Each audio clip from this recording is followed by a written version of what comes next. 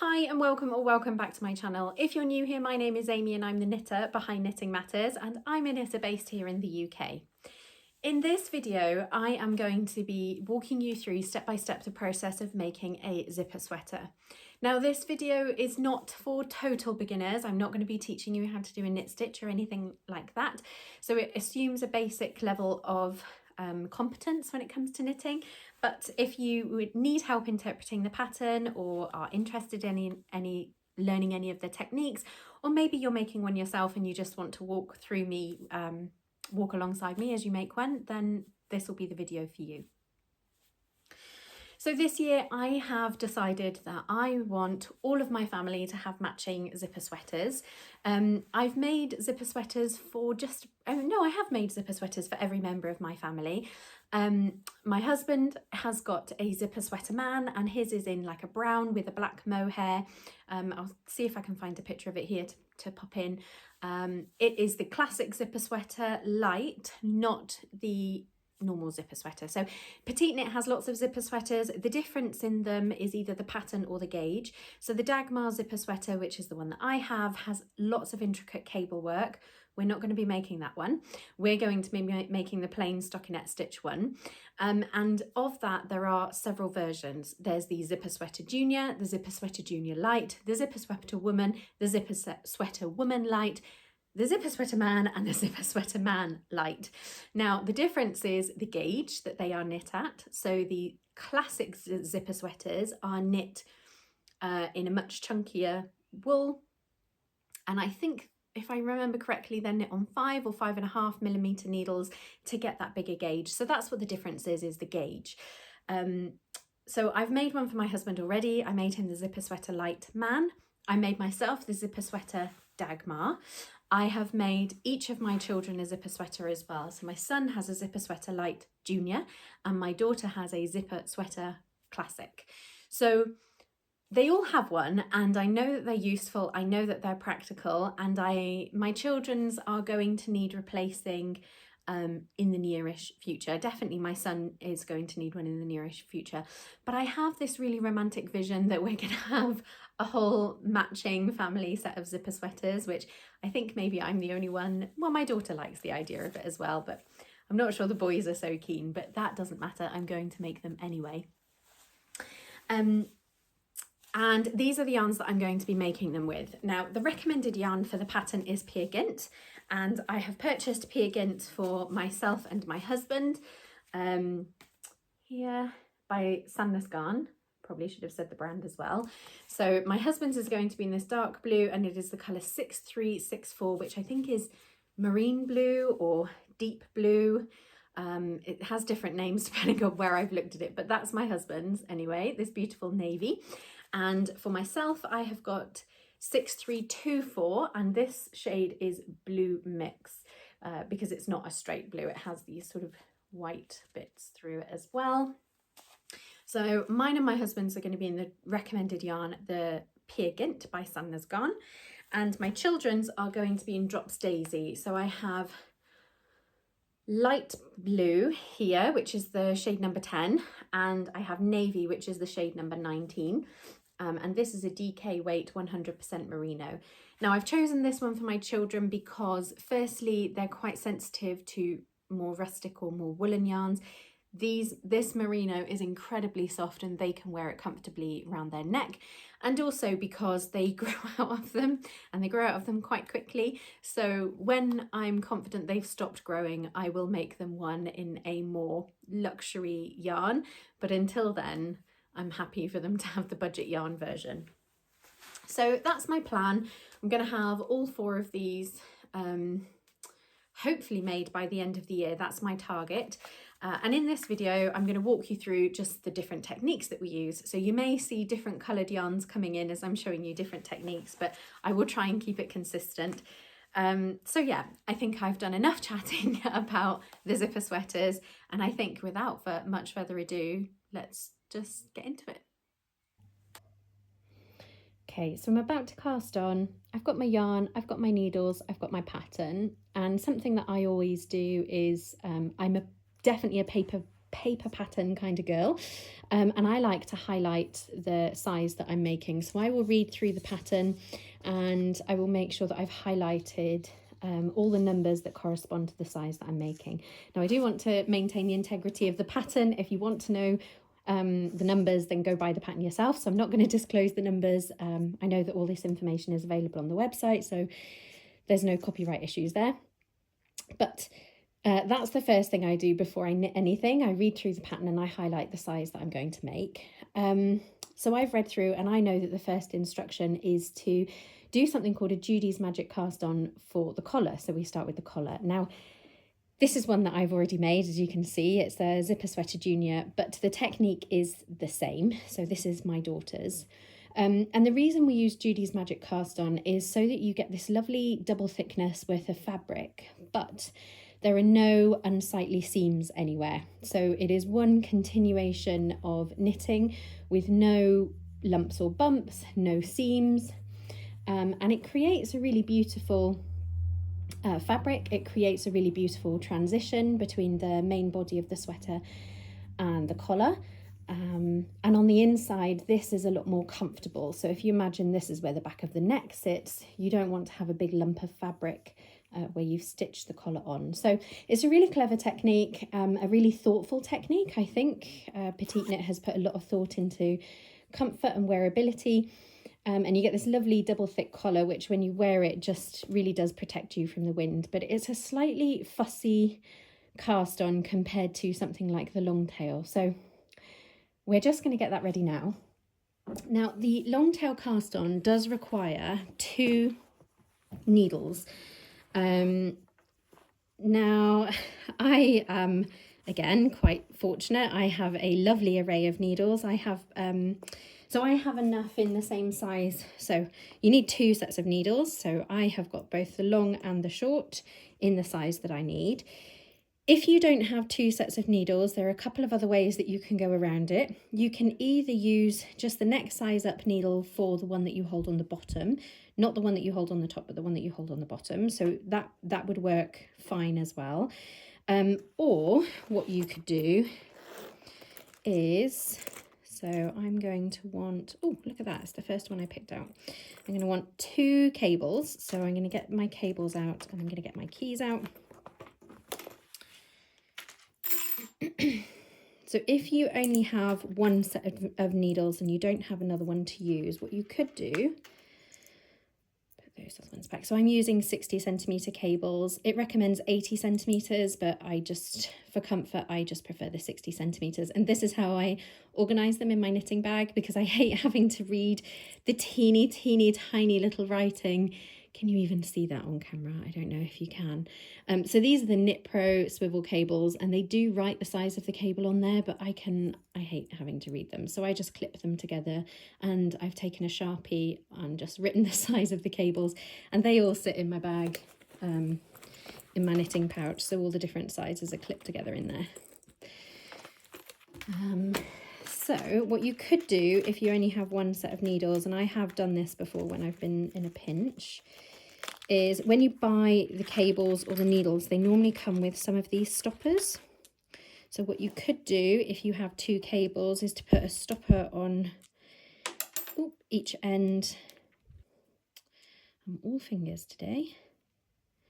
You could put a stopper on each end and put 1 needle on each end. And you could use them like that. And then once you finish doing the cast on, take the needle from the stoppered end. So the bottom, this will make sense once you see the cast on, but essentially you need to have 2 needles running parallel. So what you could do, let me just put this on because I'm going to need to anyway, is if you only have 1 set of needles, you could have them like this for the cast on with a stopper on each end, and then when it comes to the actual knitting, you would remove the needle, put the stopper on here, so your stitches that are on hold would have a stopper on each end, and you would just be working with the needle that you've got. But like I said, you could use a needle that's just half a size bigger on the bottom if you've got that, or if you're lucky like me, then you would just use 2 needles the same size and not have to worry about any of this fussiness. my shorter one.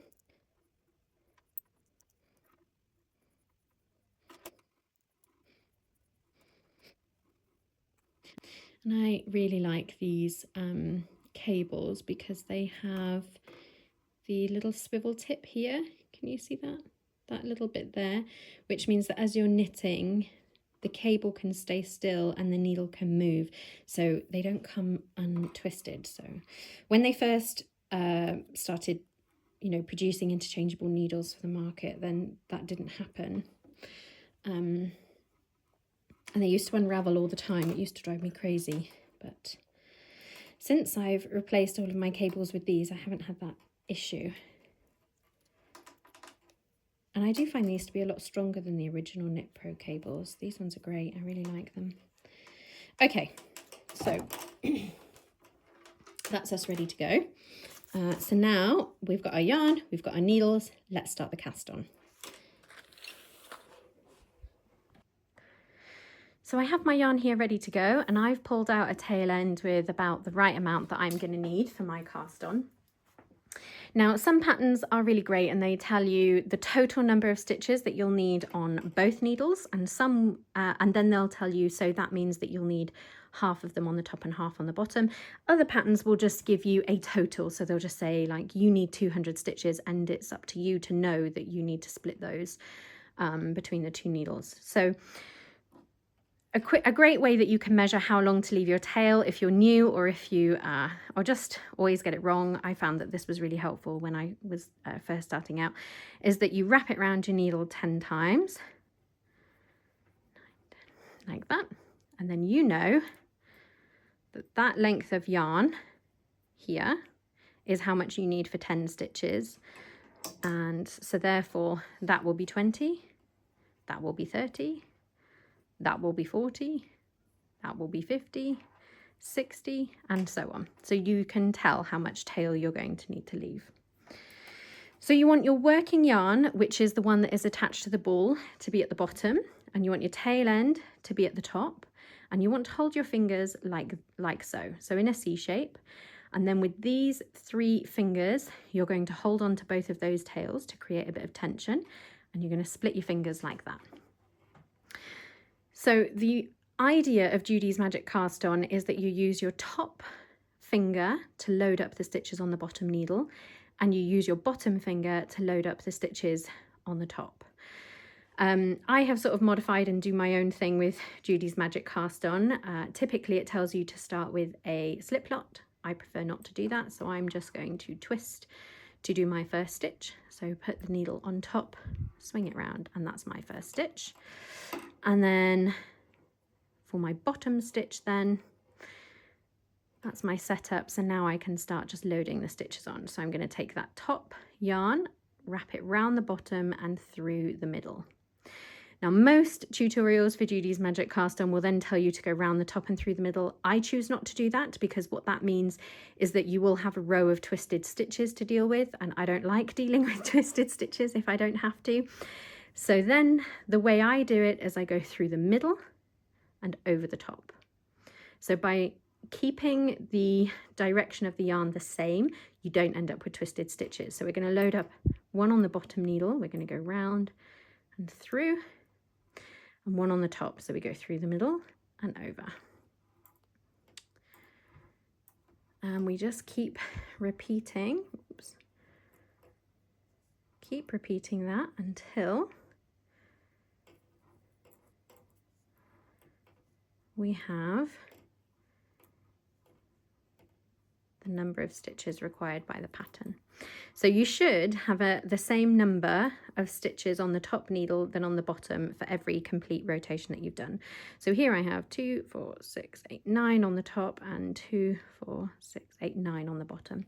So I'm going to keep going until I have the right number of stitches on each needle.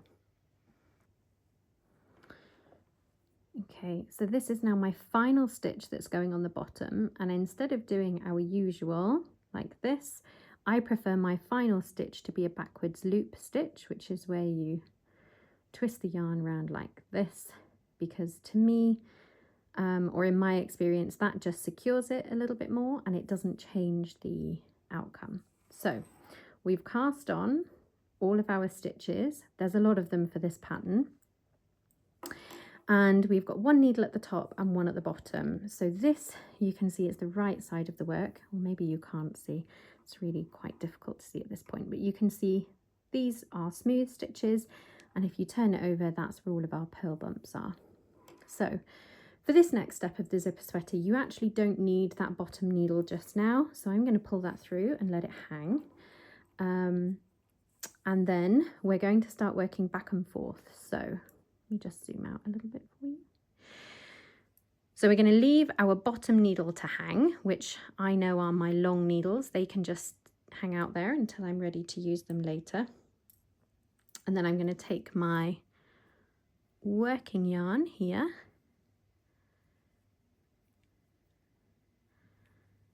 Okay. And we work a 1 by 1 rib starting, that's the wrong needle. There we go. Sorry, I was using the wrong needle. So I'm using my top needle, which I know was my short one. So we're going to work a 1 by 1 rib starting with a knit stitch. And we are going to keep going until we get to the end of the row.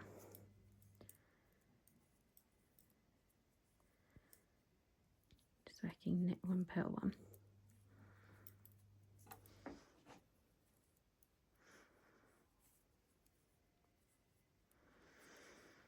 Okay, so that is our first row of 1 by 1 rib complete. So you start with a knit stitch and you end in a purl stitch, and that will become your selvage edge later, and that will make sense as to what that is. So you can just barely see it forming there. Now these stitches are just going to sit and do nothing, and already these needles are annoying me, so I'm going to take them off and put stoppers on.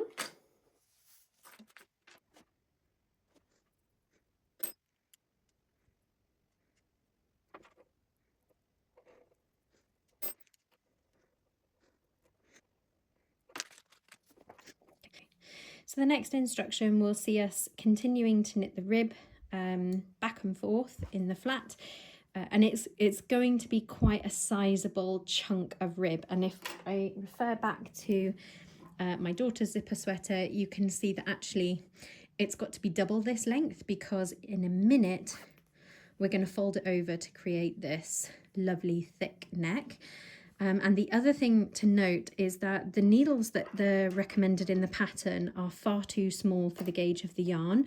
That is intentional, that is on purpose, and what it does is creates this really thick, dense fabric that actually, when you've got this zipped up and the wind is blowing, it's really difficult to penetrate through this double thick layer of really dense fabric. So it's almost like having a scarf at the same time. So that's going to take me a little while. I'm going to go away and get that rib knit, and then I'll catch up with you guys later. Okay, so the collar has been knit to the recommended length. It's a lot of ribbing. But before I move on to the next step, I have just off camera put these needles back on the cast on edge. So these were being the stitches that were being held. And I'm just going to quickly weave in this end, because I find it easier to do that now rather than later. And on ribbing, I prefer to do it on the knit stitches, and I don't know if you can see that because it's dark yarn on dark yarn, but I like to go underneath the two there and just climb my way up, not pulling it too tight because that will distort the row of stitches, but just do that 3 or 4 times, or as many as you want. Sometimes I get carried away and I end up halfway up the collar. Sorry, my washing machine is super noisy at the minute. I'm a bit worried it might be broken. Sorry if you can hear that. Okay, that'll do.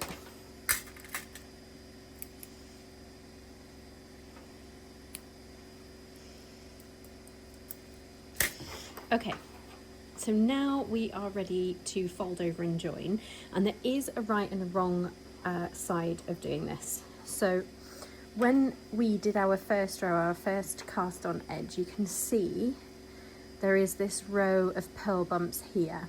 We do not want that to be on the right side of the work. So if we fold it this way, that will be on the outside, back of the collar. So I'll show you on this one. Here's one I made earlier. Okay, so if we fold it the wrong way, we will get this row of purl bumps here on the back neck of our jumper, which we don't want. So it's really important that we're holding our working yarn at the top and we fold it this way. Now the first instruction says that on the cast on edge you take the first few stitches and put them on a stitch holder. Now you could use something like this to hold your stitches, you could use needle and thread, you could use anything, but I like to use a stitch marker like this because I just don't like having things hanging off of my work. So I'm going to use these and I'm just going to pick, I'm having issues getting my, there we go. Okay, so then I'm just going to slip the first however many stitches it says in the pattern. Can't do it that way, I'm going to have to do it this way.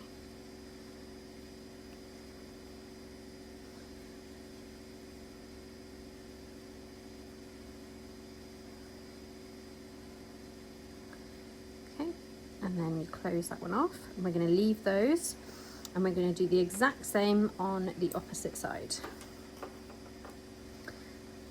I wonder if I've accidentally put a bigger needle on this side. It doesn't feel like it wants to go on.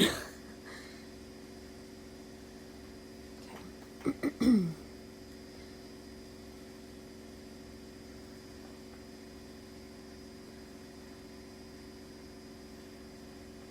Okay,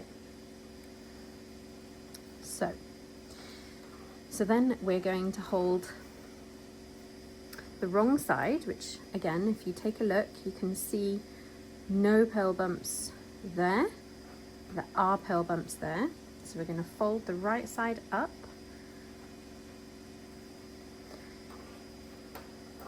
And we're now going to knit those two sides together. So now we're in our starting position. We've got stitches on hold on either end and we've knit the equivalent number of stitches in pattern. So knit the knits and purl the purls here to there, and we're ready to do our first joining stitch. So you hold the two pieces of fabric together, remembering to keep this purl bump side at the back here. Now the first presenting stitch on the front is a knit stitch. Can you see that? So we're going to pick, the first stitch off the back needle, pop it on the front, and we're going to knit those two together, like that. The next is a purl stitch. So we're going to pick off the purl from the back, put it on the front needle, and we're going to purl those two together.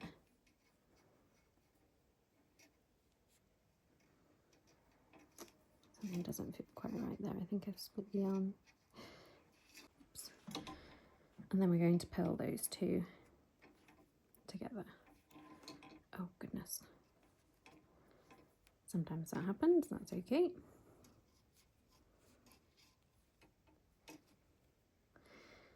Then I'm going to pick up the next stitch from the back, pop it on the front needle, and we're going to knit those two together. Pick up the next one from the back, pop it on the front, and purl those two together.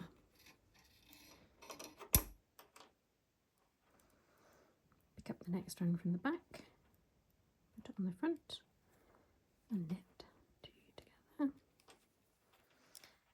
And you can see once you've got a few stitches on the needle, it becomes a lot easier to control what's going on.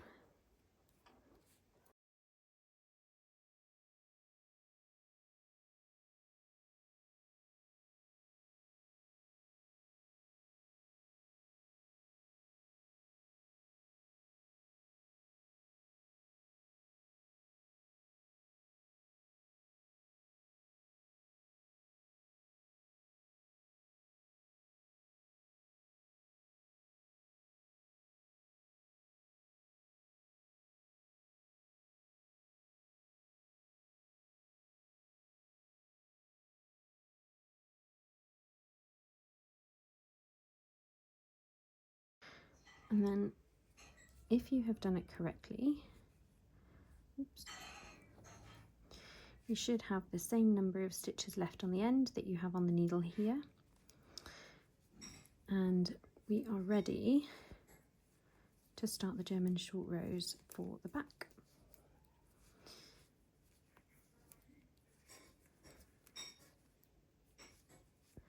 Now I cannot emphasize this enough.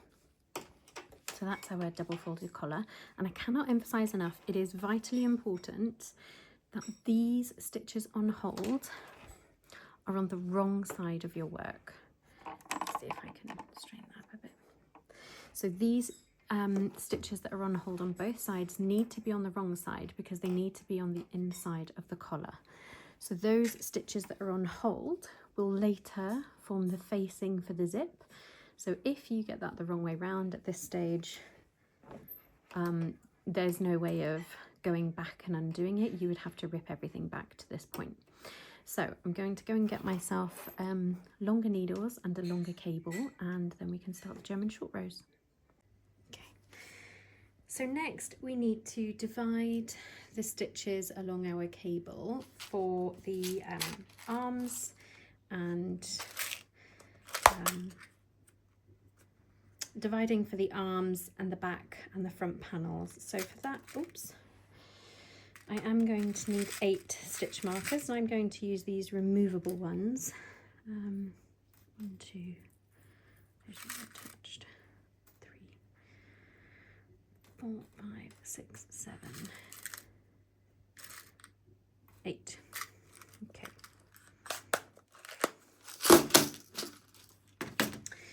I much prefer using flexible stitch markers like these ones. But at this stage, the instruction, so some patterns will tell you to knit along and put the stitch markers in as you go, in which case I will always use a flexible marker like this one. But on this pattern, it just tells you to mark them out. So I'm going to do that, and then, oops, and then we're going to knit the next row. Or actually it'll be a purl, but yeah, the next row.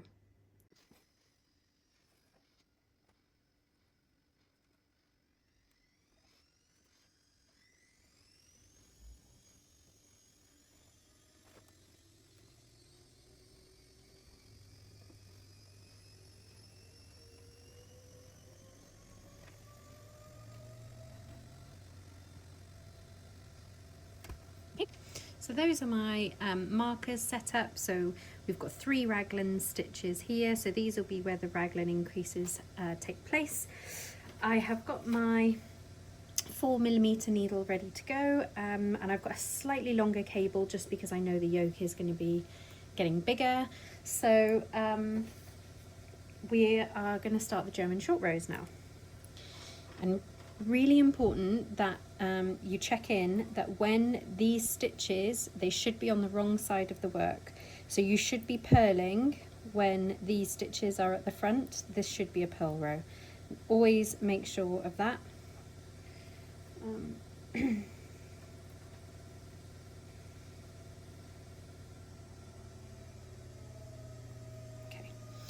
so yeah, always make sure of that, and then we'll be good. So you can change needles just by unscrewing the needles from your cable and putting the new size on. In this case, because I wanted a longer cable as well, I just got a whole new needle together.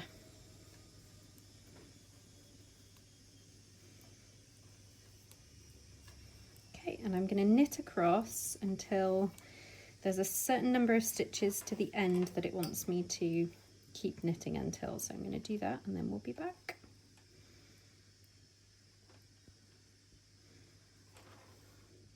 So we're going to start working the German short rows, and I thought I would just show you on this one what they are and why we do them. German short rows is a technique where you knit back and forth between just a certain distance. In the pattern it tells you how many times to do it, and what it does is it means because you have these increased rows just in this one particular area, it just raises the back up a little bit, so that when you have something like a sweater the back of the collar comes up higher than the front of the collar. Now let me see if I can find one of the German short row stitches. If you just turn as soon as you've finished knitting a row and turn around, you get a little hole in your work. So you work German short rows to prevent that from happening. Now, if you know what they look like, you can just about identify one. There's one here, for example, that I've worked. But for the most part, they are highly undetectable. And in fact, I'm struggling to find more. These are the only ones that I can see here right at the top. Have I got more? Yeah, on this side you can see there's one there as well. So they're really hard to detect, which is a good thing because you don't want to be able to see them. That's the whole point. And just by doing these extra rows in this little area, it makes the back of the neck come up and just be slightly higher than the front of the neck. So yeah, so the way that we do that, the pattern will tell you to knit until you have a certain number of stitches left on the end here, which is what I've done. And it should be on the left sleeve, which is correct. This is the front, this is the sleeve. So we're going to turn it around, making sure that we pick up the correct cable, the correct size needle.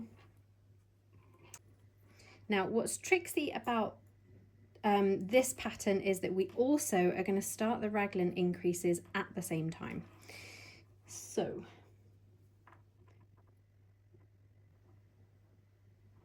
the first stitch is always slipped with the yarn held in front of the needle. You slip it and then you give the yarn a good tug, and what happens is it pulls that stitch up and around the needle, so that when you go to do the neck, and you pull it really as tight as you can, so the stitch starts to look a bit funny, like it's got two legs. That's okay, that's normal. So pull it nice and tight, and then you keep knitting as normal. So we're going to keep going.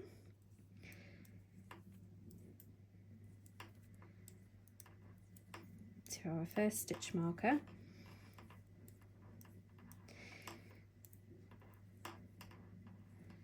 Now, a good rule that I always remember when I'm doing the raglan increases for this pattern particularly is it asks, there are two techniques that you need to know, which is a make one right and a make one left. Now, when I am doing the increase on the right hand side of the stitch marker, then I go in through the back like that. So you pick up this little strand that's in between your stitches, and you use your left needle to go around the back to pick that up, and then you knit through the front loop here. Sometimes it helps if you just loosen it up with your index finger there so that you can get that needle in, and then knit the stitch. And you've increased one stitch, but importantly, that stitch will now lean off to the right. So we're going to slip our marker, knit the 3 raglan stitches,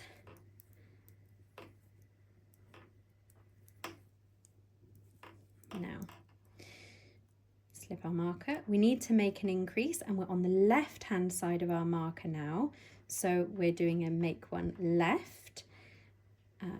This is the thread in between our 2 stitches, and this time we're going to use the point of our needle to go in the front. Oops, like so. And we're going to knit through the back stitch, and that increase makes the stitches point off towards the left.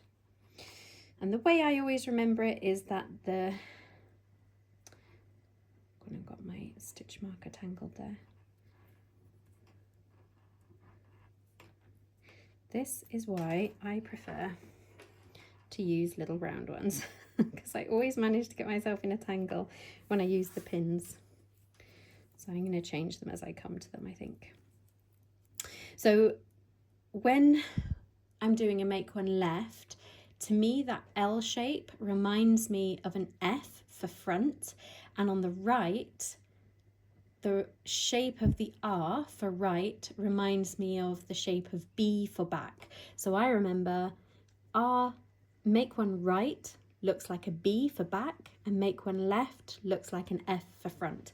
I'll try and put something on the screen to illustrate that, because I realise that can be quite confusing, but for me it just clicks and makes sense. Yeah.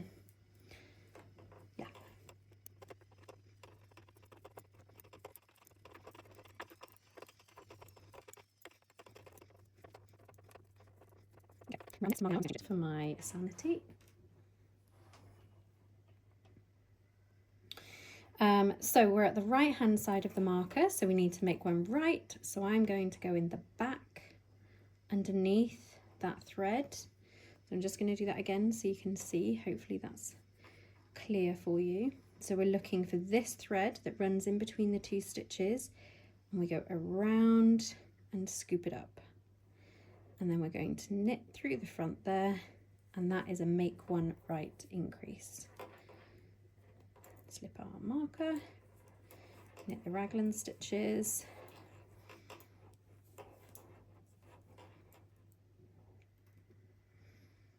and we're going to make one left. So we're going to go in the front. So here is that strand that runs between the two. We're going to go in front because it's make one left, and we're going to knit through the back stitch here.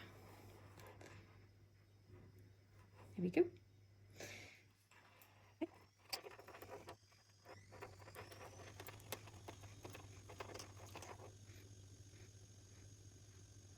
So it tells you to knit across until you have a number of stitches left on your needle and turn. I'm there now, so that's what we're going to do. So this is now a purl row. The yarn should be in front, but in the same way that we did on the knit row, we're going to slip that stitch, and we're going to pull that yarn tight, and we're going to bring it all the way around to the front again, and we're going to turn that stitch into, it looks like it's got two legs. That's really normal for the stitch to look like that, so now it has two legs. So now we're going to purl across until 2 stitches after the last turn. So we're just going to get there. I'm not doing any more increases or decreases, and just a quick check that these are on the wrong side row, these stitches that are on hold, so I know we're on track, so we can keep going. Okay, so the pattern says to knit to 2 stitches past the last turn. So when you get there, your stitches should look, see if I can catch this, they should look like one strand on the needle.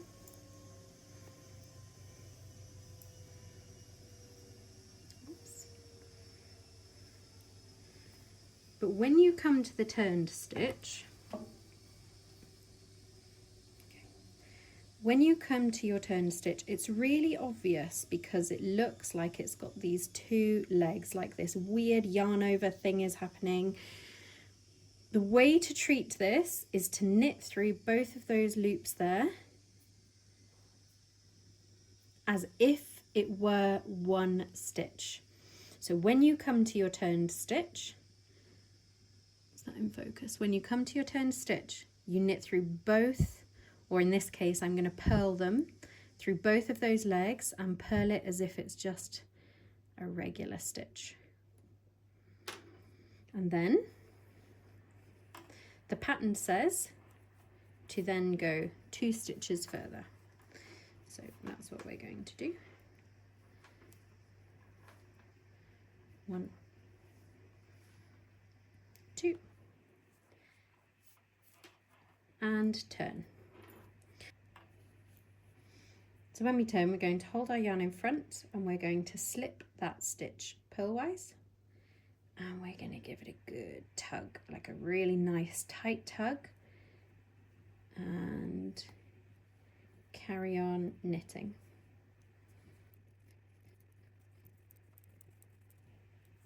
Okay, we're on the right hand side of our marker, so I'm going to make one right, and R looks like a B, B for back. We're going to go around the back of that stitch and knit that one.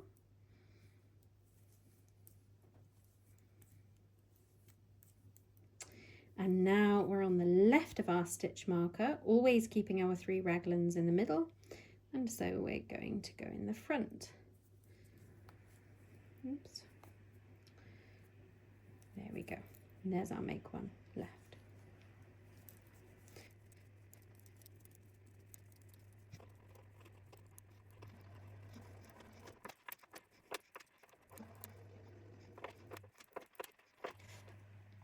We are at the right of our stitch marker, so we're going to go through the back of our thread here to pick it up, and we're going to knit through the front as usual.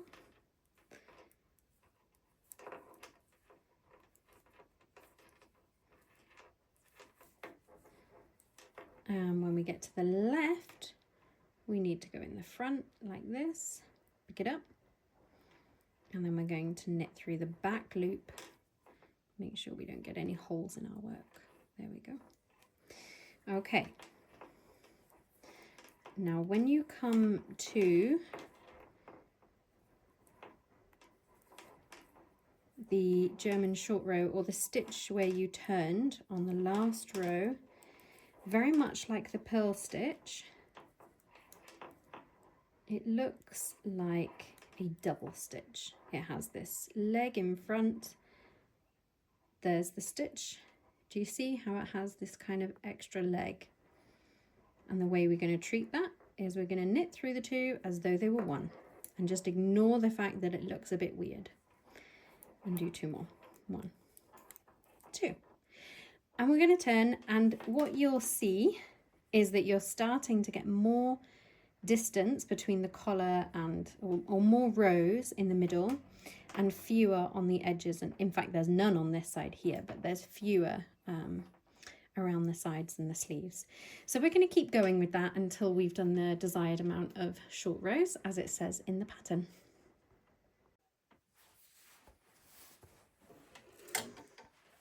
Okay, so I have just finished the last short row, and I think now it's really clear to see that the purpose of the short rows is to create a bit more depth in one area and not in the other.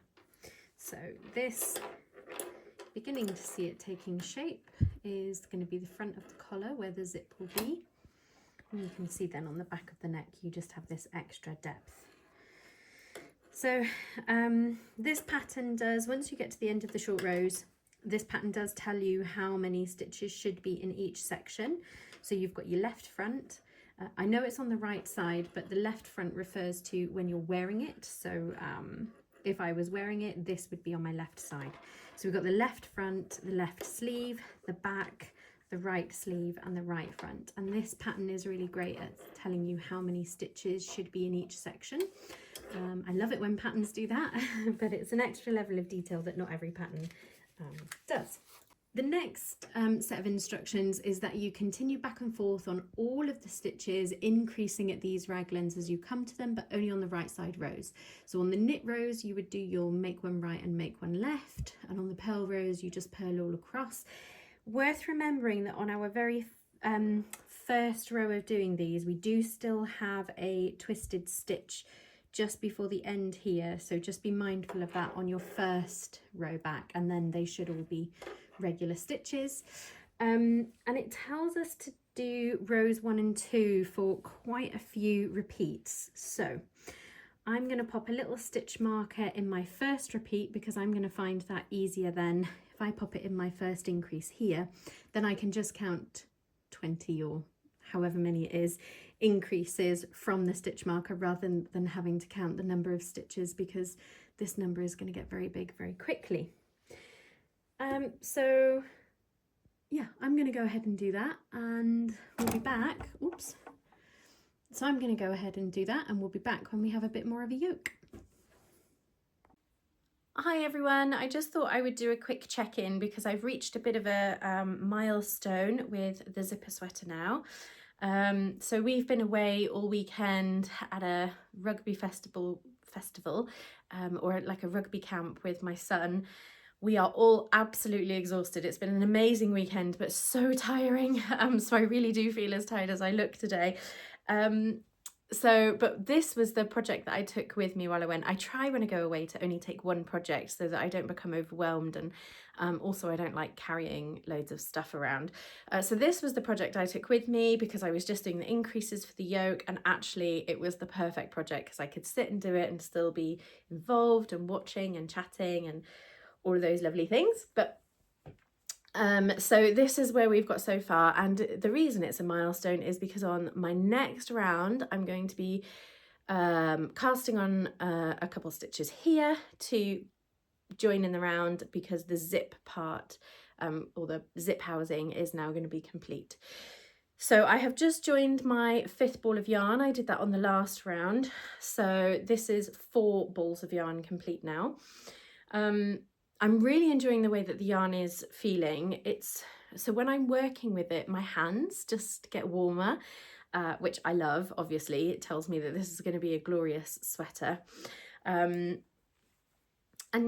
yeah, it feels very similar to this yarn. This is the West Yorkshire Spinners fleece, and it does have that same slightly rustic but really, you know, authentically wool feeling about it. So yeah, love that. Really enjoying the colour, and I think this is going to look fabulous on my husband. So yeah, I haven't quite finished the increases. So this is a compound raglan, which means that the rates of increase are different at different parts of the yoke. So up until now, we've been increasing on either side, and I've got a little bit further to do before I stop doing that. And then it stops, and you only do the increases on the body and not on the sleeves. And I'm quite close to that. And then we do a few more rows of that, and then I'll be able to divide for sleeves, which I am looking forward to because my needles are getting a bit crowded now. You can see it's all sort of bunched up. I don't really want to go onto a bigger cable for the time being, but I have got close to 380 stitches on each round now. So I am really looking forward to joining in the round and being able to start working just in stockinette in the round. So yeah, I'm really excited. So I will just zoom a close up of me doing the backwards loop stitch so you can see what that looks like. And then yeah, gonna carry on with the yoke, which is almost done. Not quite, but almost done. So I've still got my stitches on holders here. They're probably going to sit there until I finish the body because I don't really want to chop and change around. So yeah, I'll leave those on hold. But this is what it's looking like. I'm really pleased with the progress. I'm really pleased with the progress. I'm really pleased with how it's looking. I'm really pleased with how it's feeling. And I'm feeling really optimistic that I'm going to get this done in time for his birthday, which is in June. So yeah, at the time of filming this, I think it's the 26th of April, something like that. So yeah, I've got just over a month now to finish the rest of it. So I'm feeling really optimistic. And I always find that this part of the yoke always takes the longest. And I think it's because there are so many stitches on each round. I know the sleeves take me about 7 hours each. But once you get going on the body and you can just mindlessly knit stockinette in the round, that's when it really starts to fly and really starts to take shape. So yeah, really pleased, really excited. Just wanted to do a quick check-in.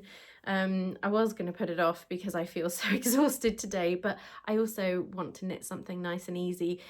The other project I have on my needles at the minute is the Moby sweater, and that one is taking quite a lot of brain power and concentration to try and keep track of everything. So yeah, I'm going to stick to this one for today while I'm feeling a bit tired and a bit like my brain needs a rest. And yeah, so that's where we're at so far. Okay, so we have our working yarn here on our right needle. We have, or I have just cutched up these, or pushed up, sorry, cutch is a Welsh word. I've just pushed up these stitches ready to go on the left needle. And we just need to do a backwards loop stitch here. So in order to do that, you take your working yarn and you wrap it around your thumb like so. And you pop your needle in and pull. And that's it. That's your backwards loop stitch. And then we're just going to carry on knitting. So to join in the round, you then take the first stitch on your next needle, which currently they're not joined, they're completely separate. And we're going to make sure that we really snug that yarn, really pull that yarn nice and tight, especially on this first stitch. And then again, make sure that we really pulled it nice and tight. And then we're going to just keep knitting.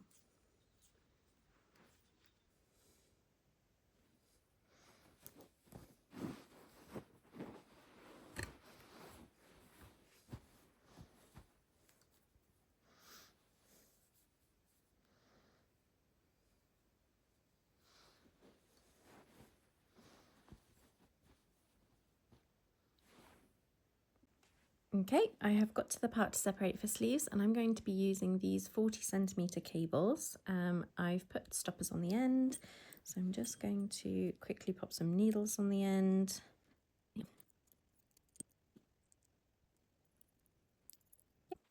Okay, so now I am ready for, let me just zoom out a little bit, I don't think you can see all of that. Okay, so now I'm ready for to put my sleeves on to hold. So we've knit enough of the yoke. You can see just done a couple centimeters more since the last time you saw it, and we're ready now to split for the sleeves. So the pattern tells you exactly how many stitches to come across. Let me just knit that last raglan stitch there, which I intentionally left, and remove that marker. Okay, and then the sleeve stitches are going to be slipped onto here. So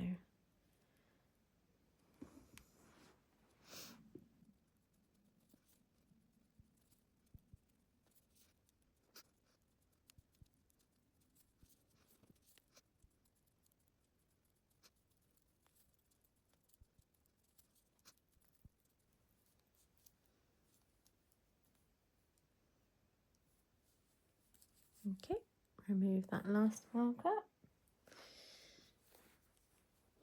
So the sleeve stitches have now been transferred onto this cable. I'm going to remove the needle just until I'm ready to knit the sleeves, because I prefer to do that. I prefer not to have the needle hanging around. Now you can use a bit of barber cord or needle holders to do this, but because I know that I'm going to be knitting using this 60cm cable and these needle sets, I'm quite happy to just save myself another step later. So now all of those sleeve stitches have been transferred onto this cable and they'll sit nicely out the way. We need to cast on a number of stitches to bridge this gap for the underarm. Now the pattern recommends the backwards loop method, which we saw earlier is where we just do this. I don't like knitting into the backwards loop stitches for that first row. They drive me crazy. So I'm going to do a slightly different underarm cast on, where you wrap it around your thumb twice, go under the bottom, catch that top and pull through. And it creates somewhat of a more sturdy stitch. You see it has this little necklace wearing a little cuff around it. So for me, I just prefer knitting into those stitches when I come to the underarm. It's fussy, it's a simple little thing that only affects one row, but I just prefer to do it. So this is a modification that I'm going to make to this pattern. So that's 2.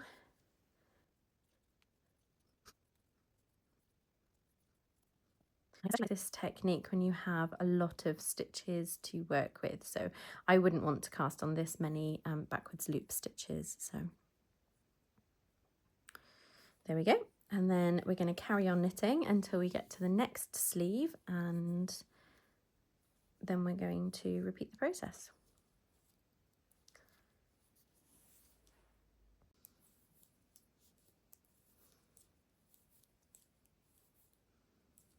Okay, here we are, we're at the raglan, so I'm just going to remove my stitch markers as I come to them.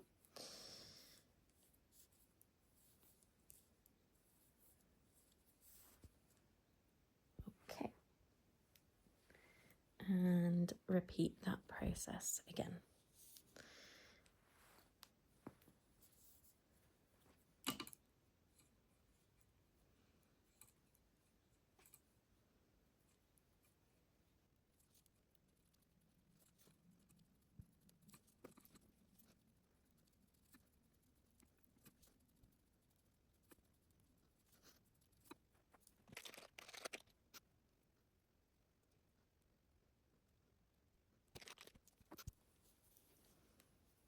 Okay. Just tuck those out of the way, and then we're going to cast on our stitches using that same method again. So double wrap.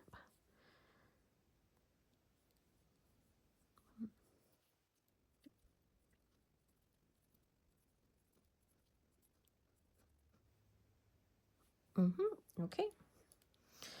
And then once those stitches have been cast on for the underarm, we're going to push those stitches up and rejoin, working in around there. Okay. That's our raglan stitches. Remove that marker. And there we go. So that's it now. The yoke is complete. The shoulder shaping is complete. I have split for sleeves. And now all I have to do, she says, is work on the body. It's been a while since I made my husband a sweater. I think I haven't made him one since it's probably been a good year. And I had forgotten just how many stitches those men's sweaters have. And he's not even a particularly big man. I think I'm making the medium size zipper sweater. So yeah, I dread to think how many stitches would be on the extra large. And so this is what we have now. We have our opening for our zipper, our sleeves that have been split off, and we've now cast on some stitches for the underarm, and I will quickly show you what those look like, and then I'm just going to keep going around and around and around. I just thought I would pop in and show you how I join in a new ball of yarn, because I have just got this little tiny scrap left before I need to attach a new ball, and I thought that might be something helpful that you might like to see. The yarn I'm using is a pure wool. It is 100% wool, and it will felt if you put it in the washing machine, which means it's perfect for the technique that I'm going to show you, which is called spit splicing or wet splicing. Now, usually you do use spit when you are joining the new ball of yarn, and that is for the very good reason that there is something about the warmth and the enzymes in the saliva that does make it bond better. But for the purposes of this video, and for not wanting to gross anyone out, I'm going to be using some water here. So you need just a tiny little drop of water. And essentially what we're going to do is felt one end of the yarn to the other end of the new ball. So I'm going to pull my two tails out. There are lots of different ways that you can join yarn together, but this is my absolute favourite. Now, I do a couple of extra fussy steps that aren't strictly needed, but I'm fussy, so I do them anyway. I always like to have a clean end to start with. That's the first fussy thing I do. Now, I like to splice a good like 5 or 6 centimetres together. And the way I like to do it is to untwist the yarn and split it in half. So like that. And I will trim away the first, well, however long I want my splicing edge to be. I like to have quite a long edge because I think the more splicing surface you've got, the better chance that it'll stick together. And then I'm going to do the same on this side. Split the yarn. Now, if you've got an uneven number of threads, this one has got 4. I don't know if you can see that. Let me see if you can see that. That's got 4 that are spun together. If you've got an uneven number, so say you've got 3, I would cut 1 off of one end and 2 off of the other. Oops, not paying attention. So that you end up with, when you've spliced it together, you end up with the same number of pieces of thread. Because for me, it's important that the area that you splice together is the same thickness, so that there's this nice continuation. Now, I'm also just going to measure to make sure that I've cut those the same length. So we go there. No, I haven't. So we're just going to give them a little trim. Okay. So now I know that these two pieces are the same length. I'm going to get them both wet, and they really do need to be wet, not a bit damp. They need to be properly saturated. So I'm just going to make sure that those are. There we go. That's looking good. Get rid of that. So then you're going to lay them in opposite directions, like so. And I like to start just by gently twisting them together as though they were being plied, and then you pop them across the palm of your hand, and starting gently because they have a tendency to sort of go everywhere. And then once you know that they're starting to stick together like that, then you put a lot of pressure, press, a lot of pressure, and you should feel the warmth in your hands, like the friction. You keep going. I don't like these fuzzy bits on the end, so I always try to smooth those out as well if I can. Let's go back down here because that isn't looking good yet.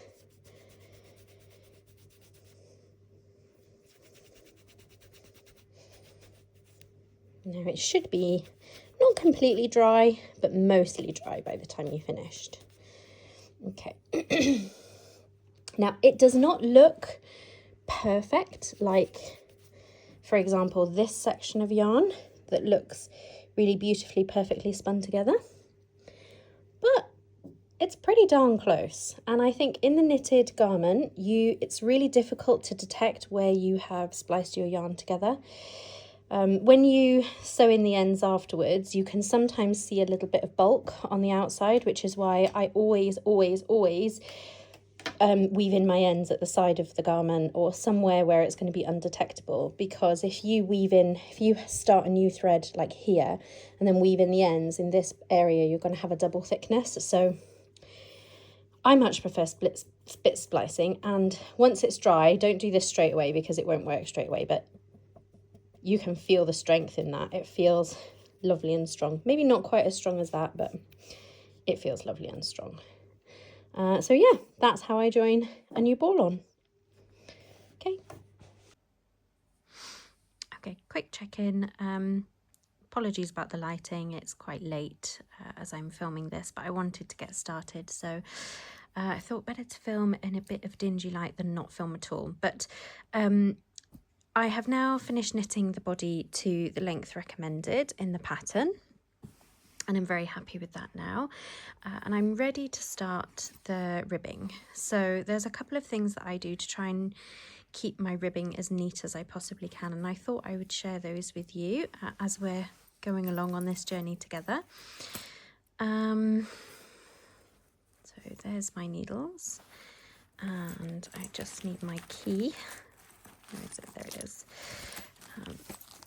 So on the body length is what I recommend it to be, but I like to do one final round of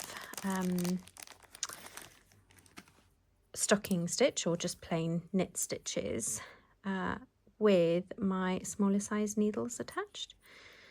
So I'm just going to change them.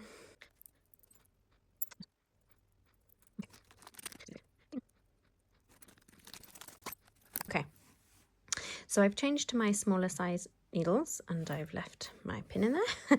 So I've changed to my smaller size needles, and I'm just going to knit one more round on my small needles. So I'm going to do one, before I start the ribbing, a row of stocking stitch, and what that will do is it'll just pinch these stitches a little bit narrower, and it just makes that transition between the stocking stitch and the ribbing that much smoother.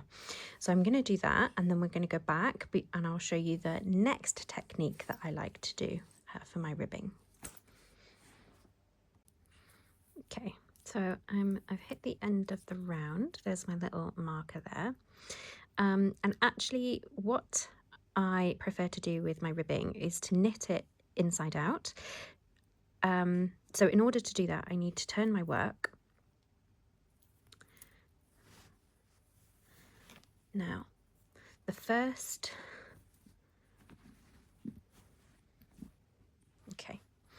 So I'm going to turn my work now, and the first stitch of the next row I'm going to slip with the yarn held in front and pull it over the top, so it makes this sort of double stitch. If you're familiar with the technique, it's the same technique that you'd use for a German short row. So that's going to be my first knit stitch. Then I'm going to bring the yarn around to the front and purl. And I'm going to carry on my ribbing working this way now, and working it from the wrong side. Now, you might find it easier to just pull your work through and hold the whole sweater inside out to work this way. It might be a more familiar way of knitting. Sometimes I do that, sometimes I don't bother. But I'm going to knit the first round of ribbing, and we're going to come back. I'm going to show you what to do with this funny little stitch that we made at the beginning, and then we're going to continue knitting the ribbing from the wrong side. So I'm going to be knitting it inside out, so that you can see. For me, I just find it creates a slightly neater rib, a slightly tighter rib, so I prefer to do it that way. We're talking about very small differences, but it's the cumulative effect of these small differences that I think give the finished garment that more polished look. You don't have to do this, of course. Everyone approaches knitting with their own thoughts and feelings, but for me, this is just one of the things that I like to do. So I'm going to finish knitting that round in 1 by 1 rib, so knit 1, purl 1, and I'm going to come back and show you what to do with this first stitch, and then yeah, I'll be back. Okay, so we are back to the beginning of our round. So I'm going to slip my marker here, and the next presenting stitch is that funny little twisted one that we did before. So if I pull you up close, can you see it has 2 strands, but this is the same stitch, it's just been twisted over here. So we're going to knit it together, both of those legs, as if it were one stitch. Do you see? Like that. And then we're going to continue in our 1 by 1 rib as we have been, and that's it. So those are the first things, the first steps that I do to try and make my ribbing just that little bit neater. Let's find a bit that doesn't have a needle on it.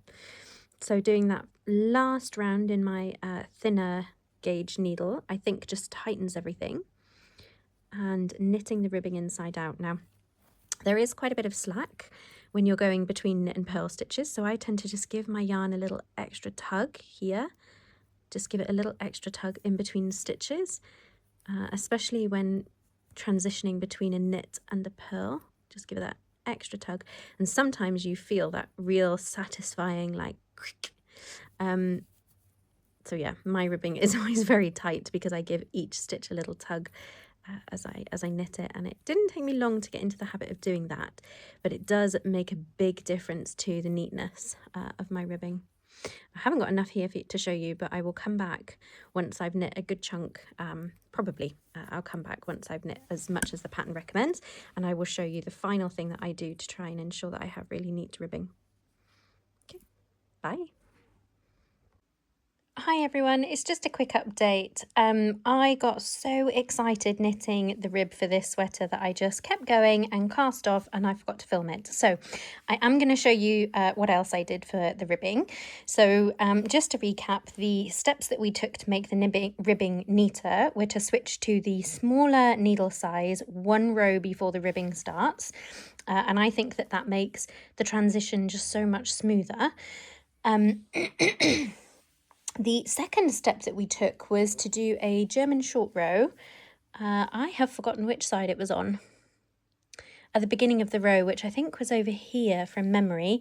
And to, yes, there it is. You can just see it. If you look really closely for it, you can see it.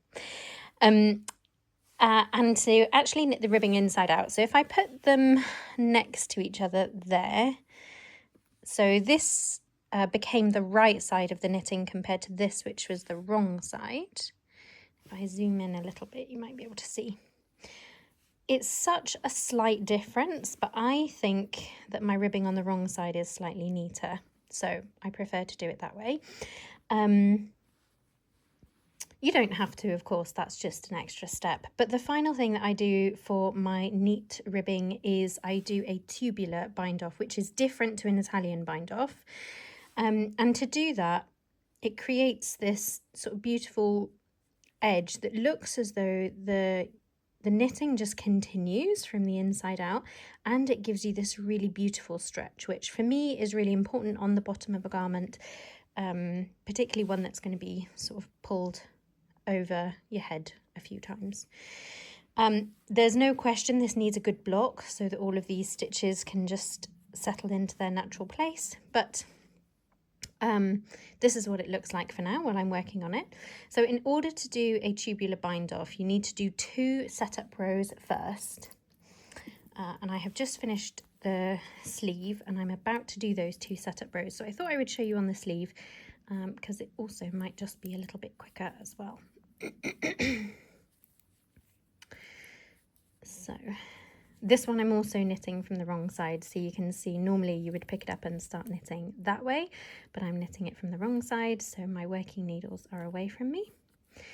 And I have done, so essentially what you do is you do 2 rounds of double knitting. So you knit the knits and you slip the purls with the yarn in front, like so. Let me just check I've got my smaller needles. Yes, I have changed as my smaller needles. So you knit the knits and you slip the purls with the yarn in front. So you're going to knit the knits, slip the purls with the yarn in front. And we're going to continue doing that for the whole of, oops, that's a slip. I can't talk and concentrate at the same time, it seems.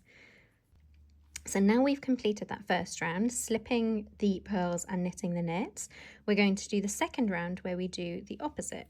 So we're going to slip the knits with the yarn in the back, and we're going to purl the purls. Slip the knits and purl the purls. Oops. Now I always find it gets a little bit tight when I do the rounds of double knitting, so excuse me while I just shimmy, but it's only for 1 round, so I don't mind. So we are slipping the knits like this and purling the purls, slipping the knits, purling the purls. Okay. That is our last stitch now, so I'm going to take my stitch marker out. Okay, so that was the last stitch completed, so I've removed the stitch marker, and now the last part of the bind off is sewn. So I need a tail of thread to be about 3 times the length of the edge that you have to sew shut. So I like to just go around once. Call that 1, 2, 3. So I'm going to cut it over here somewhere. I hate running out of yarn when I'm doing an Italian cast off, so I always give myself a little bit extra room. So then we need to do 1 setup row at the beginning, and now essentially what we're doing is we're going through each stitch as it presents. So this one is a knit stitch presenting, so the first thing we do is go through it purlwise, and then we go through it knitwise.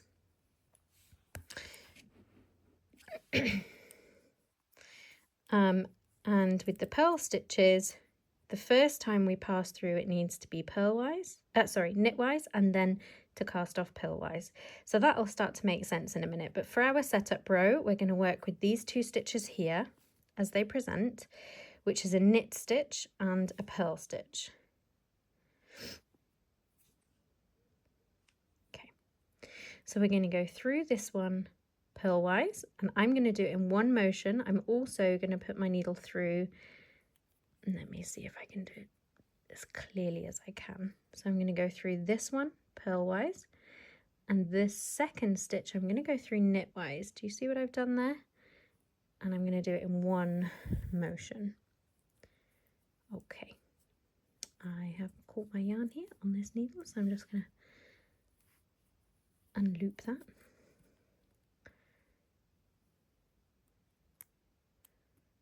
There we go. Okay, try and tuck that out the way. Okay, so now we're good to go. I'm just going to tuck this out the way because this is going to get on my nerves. So I'm going to put it on the inside where it can't get into any trouble. Okay, so we have a knit stitch presenting. So we're going to go through knitwise and drop it off the end of the needle. And then the next pass is to go to this knit stitch here and go through purlwise. So we're working both of the knit stitches on this pass of the yarn. So this one has now been passed through twice because on the setup row we went through purlwise and now we're going through knitwise, and on this one we're going through it purlwise. So we'll pull that through. Oops. Okay, that doesn't usually happen. Why did that happen? It's my yarn tail got muddled. Yes. Okay. Okay. So the next stitch presenting on my needle is a purl stitch. So I'm going to go through this one purlwise and take it off. And the next purl stitch on my needle is here. And I'm going to bring my needle between these two and sort of sweep it through so that I'm going through this stitch knitwise and pull through. And that is the next stitch cast off. Many instructions will, or educational videos will show you to do them in 2 separate steps, but I'm lazy, so I like to do it in one motion. So we're going to go, this is a knit stitch presenting, so we're going to go through knitwise and off, and through the next stitch purlwise and leave it on. Be careful because sometimes you do get a little loop of yarn come up. Okay, next stitch is a purl, so we're going to go purl and off and through the next purl stitch knitwise there and leave it on.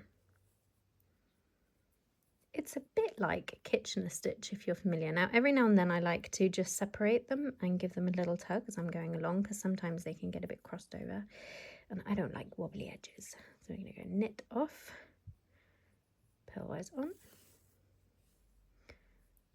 purl off, knitwise on. So I'm getting a bit faster doing it now. I'll do one more slow and then we'll do them all at my normal speed.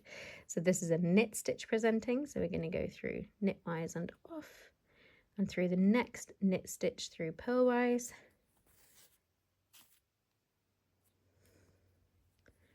and then we're going to do the purl stitch and off and through the next purl stitch knitwise and leave it on. Okay, a bit faster.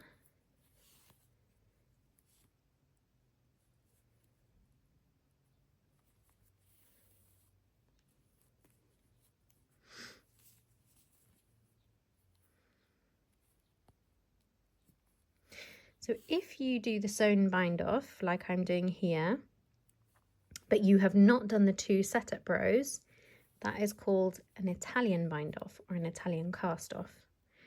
If you do the 2 setup rows, it's called a tubular cast off or cast on, depending on how you're doing it. So they're similar, but not the same. Okay, we are coming to the end here now. So I have 1 knit stitch and 1 purl stitch left on my needle. So I'm going to do the same, go through this one knitwise, and then I find it's much neater if I then go through this first knit stitch purlwise. I find that that just finishes it off beautifully. And I'm going to go through this one purlwise, get rid of my needle now because we're done with that one, and then find that first purl stitch on the other side and go through it knitwise. Careful not to drop it off the needle while you're doing that. Do you see that? Just picked it up there. And I find that that creates a much neater beginning and finish because otherwise you get a bit of a bump. Now the other thing I love about the Italian cast off is because you're here with your needle ready to go, I tend to just weave in my ends straight away. And on ribbing, I try to do that behind the knit stitches, and I will just go back and forth between these little V's. I will usually do the length of the cuff if I have enough yarn left over.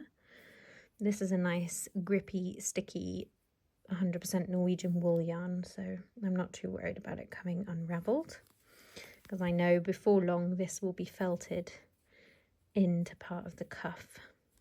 You don't want to pull it too tight, otherwise you get a jaggedy seam. That'll do. That will be beautifully secure.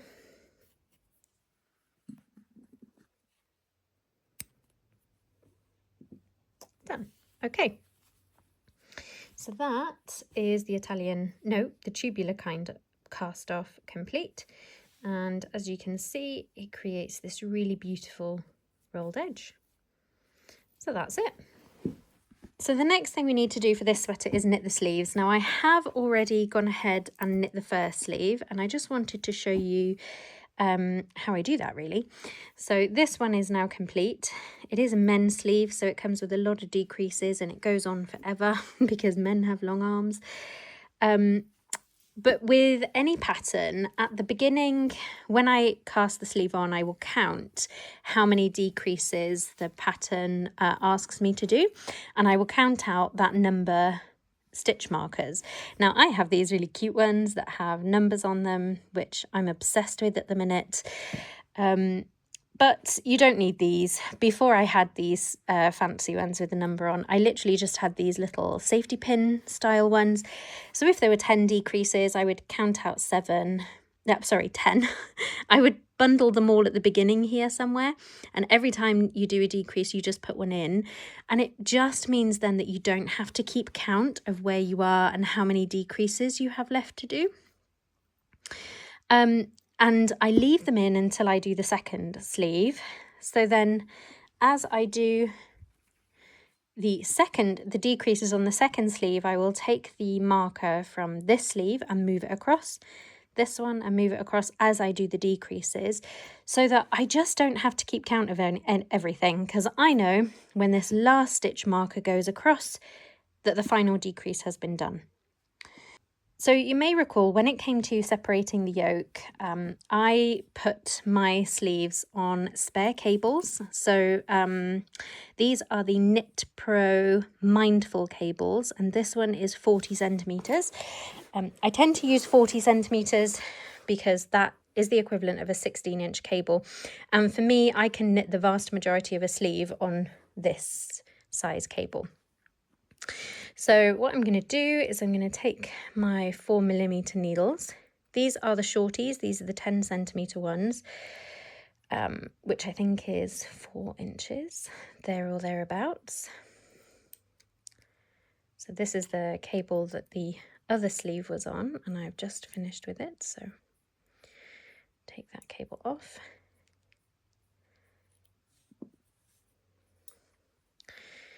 And it just means that I don't need to transfer the stitches. So I do sometimes use something like this, which is a piece of barber cord, to put the sleeves on hold. But if I'm completely honest, I just find this way to be much easier. There's no transferring of stitches, no stress that they might fall off. All I have to do is screw my needles on.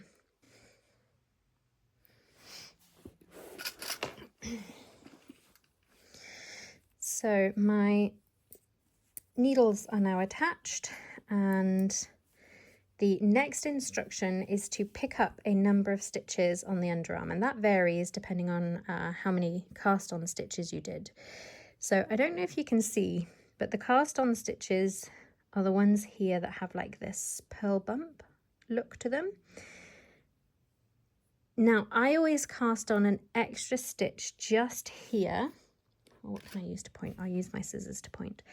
Around here, right at the beginning, because the first stitch is here But if I cast that one on straight away, I will get a little hole here at the end. So I will cast on an extra one and do a decrease in both this corner and this corner. So we are going to do the extra cast on stitch here. I'm going to make sure to go under both legs. So it's tempting to just go under this one because that's the one that you see. That's the one that's presenting. But I encourage you to find the second leg of that stitch, which here is just behind. Let me zoom in a little bit more for that. So it's tempting to put your needle here.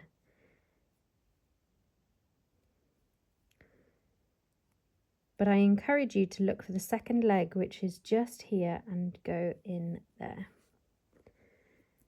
Now to attach my ball of yarn, I just get a loop with enough of a tail. Now to attach my yarn, I just get a loop with enough of a tail for me to sew in the end. I don't need very much, just a small amount. And push the fabric over my needle. So I'm not going to count that one, that's my one extra.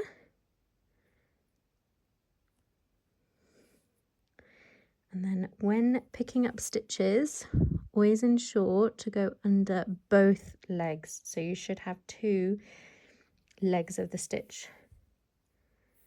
Make sure you pick up the working yarn and not the tail. Go around the edge of your needle. Pick up, so we've got one.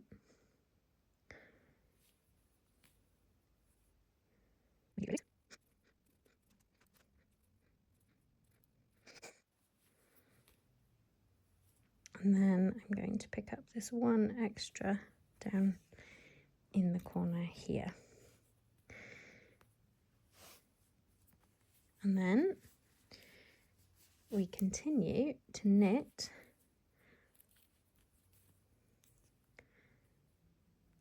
in the round. Now I always do my first round. I always do one round when I very first put my needles back on. Now, it's very rare that patterns will ask you or encourage you to do that. You do come a bit unstuck doing that with a really heavily patterned or textured pattern. So something like the Moby sweater, I would encourage you to pay close attention and follow the instructions exactly. But on a stockinette sleeve like this one, I would always do one round first. Just because for me that just makes it a bit neater, and I'm all about just making everything a little bit neater. Okay, now this is the first stitch that I cast on. I can tell because it gets tighter when I pull my tail end here. So I'm going to knit it together with the last stitch of the round, and I'm going to do that through the back loop. Knitting two together through the back loop because that is the technique that this pattern recommends. Okay, and then when we get to the other side, I'm going to knit them together traditionally. Now I'm just going to switch out my stitch marker because when I'm knitting sleeves, I also prefer to use one of these stitch markers for the same reason as I use the other pins, and that's because I don't like having to keep count when I'm knitting. So you start it on the first loop.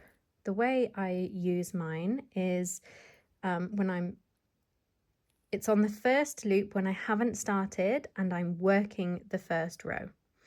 When you finish the first row, and you get to the stitch marker, you would then move it up one chain. You know that you've knit one row and that you're working on the second row. And once you've done that and you get back to the stitch marker, you move it up a chain. And you know then that you've completed 2 rows and you're working the third row. So if it says work 6 rows and then do an increase, you know that when you get to here, you have completed 5 rows and you're working on the 6th. So that's your decrease row. And after that row, you then go back to the beginning. So if you're anything like me, who I'm often distracted by children who always want feeding, or if the door goes, or if you're just pick up and put down quite a lot and you want to keep track of where you're going, I highly recommend one of these stitch markers. For me, the combination of marking how many decreases I've done with pins and using one of these stitch markers means that I never have to keep count. And because I never have to keep count, my sleeves are always equal. So I'm going to carry on knitting until I get to my first lot of decreases, and then I'm going to come back and show you how I manage those. Okay, but before I do, this is the last stitch and the first stitch, so I'm going to just knit those two together, and that should then bring me back down to the stitch count that I'm supposed to have, and it'll also neaten up that little junction where you pick up your stitches. There is one more trick to neaten that up if you do have gappy sleeves, but I will show you that one at the end. So I'm going to keep going until I get to my next decrease row, and then we'll come back.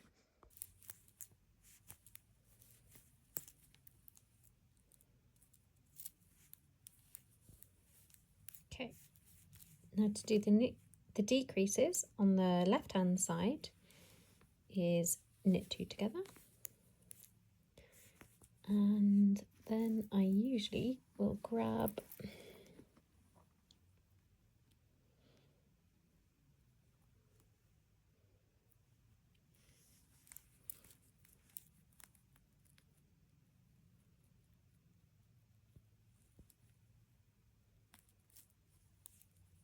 first decrease, done.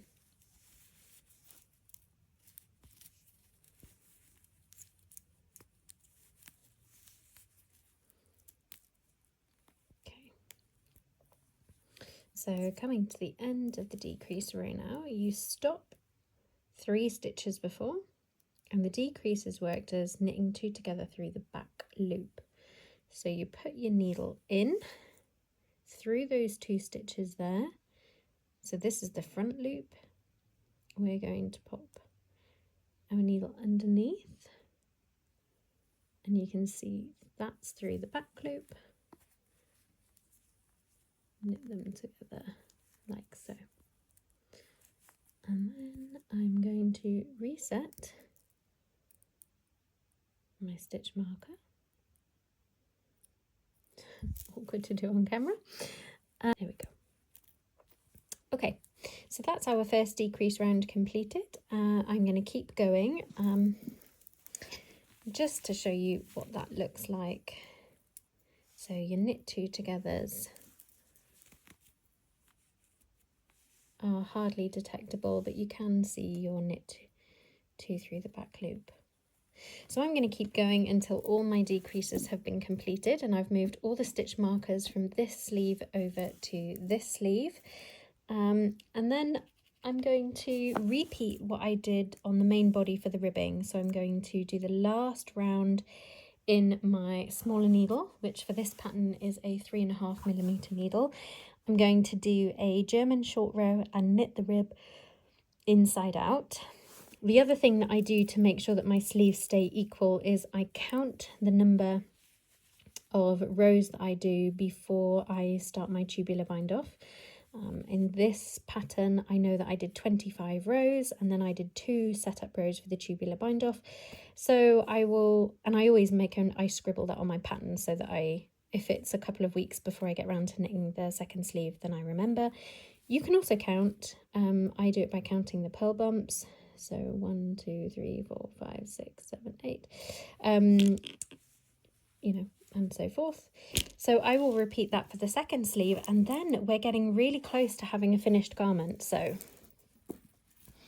once that section is complete, all that will be left is to knit the zipper facings here, and then sew the zipper in, and then she will be ready. So I'm starting to get really excited. I think we're doing all right for time. It's currently the middle of May, and this needs to be done for my husband's birthday, which is the 2nd week of June. So we're close. See you in a bit. Bye. Hi everyone. Just to do a quick update. So I have now finished both of the sleeves on this lovely sweater. So I'm quite pleased with that. Beautiful Italian bind off on both of the cuffs. There's only one thing left to do now, which is the zipper facing. So I'm just going to show you how I do that. So right back at the very beginning of making this sweater, we put oh sorry, my daughter's been making me loom bands. We put a number of stitches on hold on these little stitch markers. Now what we're going to do now is knit down to create a other side of fabric so the zip can be sandwiched in between the two. And it says to start with the left side specifically. There is a reason for that. So I'm just going to transfer these stitches now back onto a needle.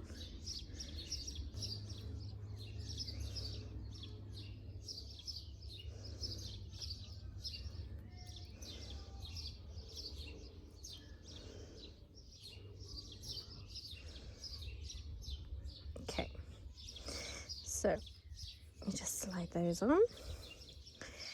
Now the pattern specifically says that when you're knitting to have your end on the inside of the sweater, because that creates a neater edge on the outside edge. So for this side, my first stitch will be here, and on the other side, my loose thread will be on this side. And it just makes it easier for weaving in, but also it makes a neater finish at the end. Now I'm going to just flip my work upside down because it makes it easier for me. So we're going to be starting here, and you can see I've got my stitches now transferred onto my double pointed needle. And so I prefer to work on smaller needles when doing something small like this. Okay, that didn't work.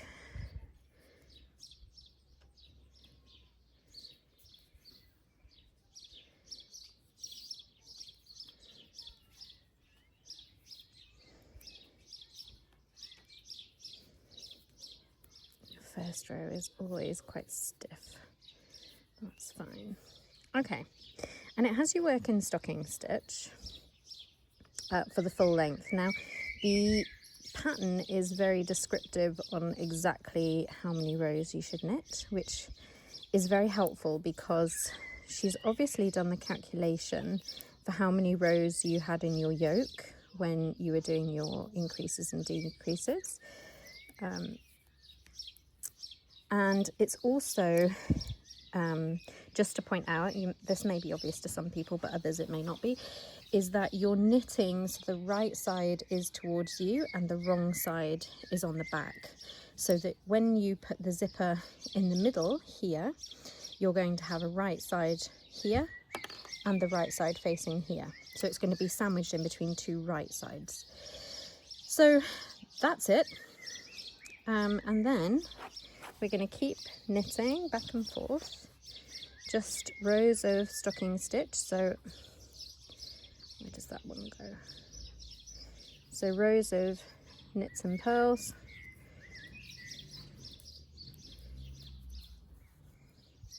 This is why I prefer doing it with double pointed needles. It's just so much easier, I think, when you're only working on a very small number of stitches. It's easier to get those tight turns in there.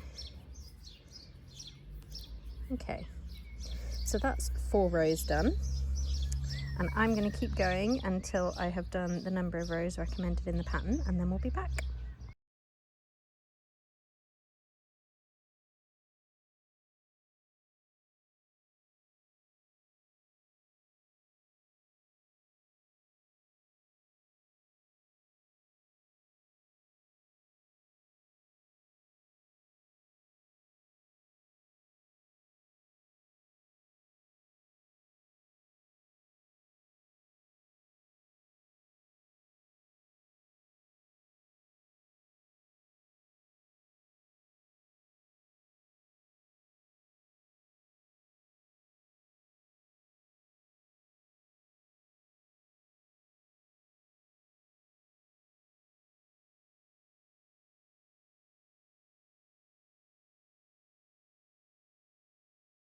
Okay, so hang on, can't quite see. Okay, so those two facings have been knit now to the length recommended in the pattern, and the length is determined by a number of rows, specifically because that matches up, I don't know if you can see that clearly here, but that matches up really beautifully with the number of rows that we did when we were working the yoke. So the first facing we did, it said cut the yarn, leave those stitches to hold. The second one, we're leaving the yarn attached because on this row we're going to create a little pocket at the bottom here, a little square pocket for the zipper tape to sit. So we are going to join them this way. So we're going to purl across that final row. Interestingly, and it's something that you might slip up on in the pattern, so just to be wary, they call this the right side of the facing and the wrong side of the facing in the pattern, which is confusing because typically this is the wrong side and the right side, but for the sake of the pattern it says to have the right side of the facing facing the wrong side of the sweater, and I think that that can throw people a little bit. So I'm going to get rid of that double pointed needle now because I don't need it anymore. Make sure that that is not twisted when you join them, otherwise there's no other way around it, you will have to undo it. And then we are going to purl across here, and it is really quite as simple as that. Oh, can you hear the bird song? It's so pretty.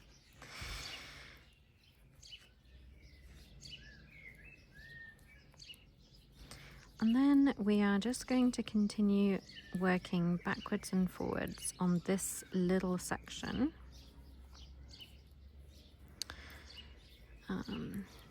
until the recommended length in the pattern. Okay, so we've reached the end. I am just going to bind off using a very standard bind off here, nothing special about that at all.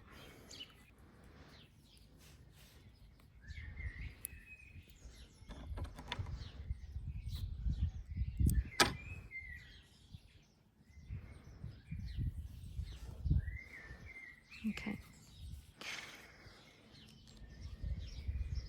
Now I prefer to weave in my ends as I go along. I always have done. I just find that I don't know, for me weaving in ends is just a part of knitting, so I don't mind doing it in the way that other people maybe, I've seen other people object to weaving in ends like it's the worst thing ever, and I just don't feel that way. For me it gives it a sense of being finished, being final, and I really like that sense of completeness that it brings to the work.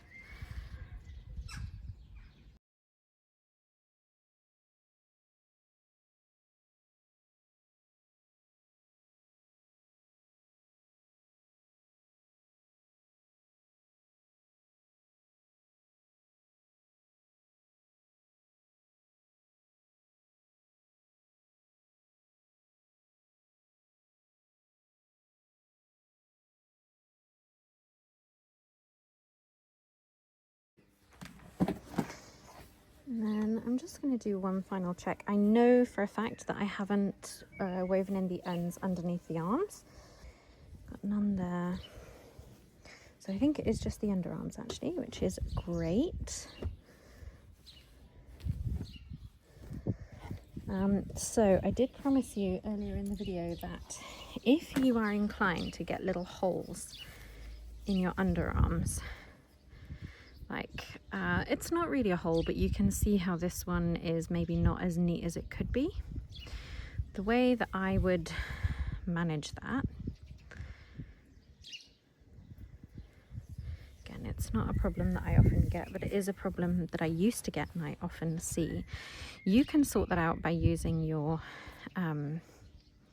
yarn tail here to follow the natural order of the stitches as you're weaving in the end and just pull it ever so slightly tighter. That one goes there. And just by you pulling it ever so slightly tighter, you close up that little gap that was there. Now the direction of the stitches changes here, so that makes it slightly trickier, but that's okay, we can still work around it. You can see the direction of this stitch is here. It goes up and then down. So we're going to mirror that. We're going to go up. We're going to go up. Pull it ever so slightly tighter. And then down. And by doing that, you create this really neat closure. And then where there is a seam, even if it's a little seam, I tend to just chuck my ends in any old which way. It doesn't really matter. Just going underneath them.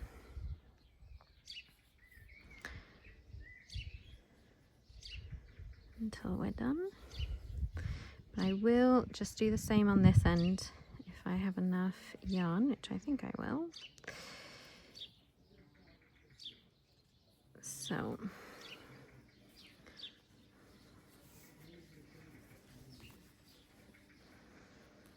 where these stitches are just a little bit looser, follow the natural direction. Oh, hold on. Let me see what's going on here. So I want to go up here, there, to follow the natural, so it comes up and around, and then it goes that way. So I'm going to do the same. I'm going to go up and around and follow it around and just pull, and it just snugs up that little. I'm going to do the same down here.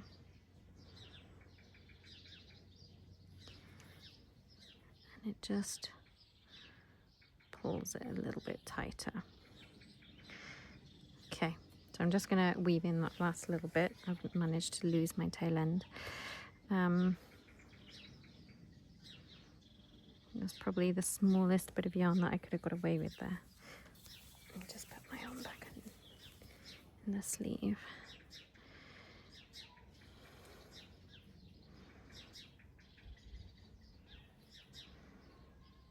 And that will stay together, and it's in the underarm, so give it a couple of wears.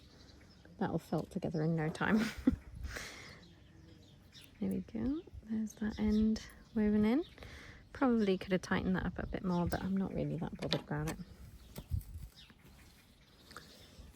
Okay, and we're going to do the same here, so just check. I think that is the last of my ends to be woven in. So that's all good. All right, now, okay, so next instruction on the pattern is to stitch down the facing onto the zip collar. But I prefer to block my sweater before I do that. So the only step left is to insert the zip. This is the zip I have chosen for this sweater.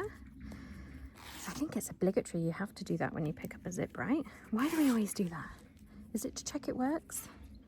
I don't know. This is the zip I've chosen, so I just want to double check that it does actually fit before...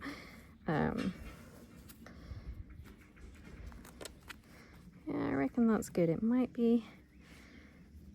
Is it slightly on the short side? No, I reckon we're good. I think we're good. Okay, so before I sew this little baby in, I'm going to block it.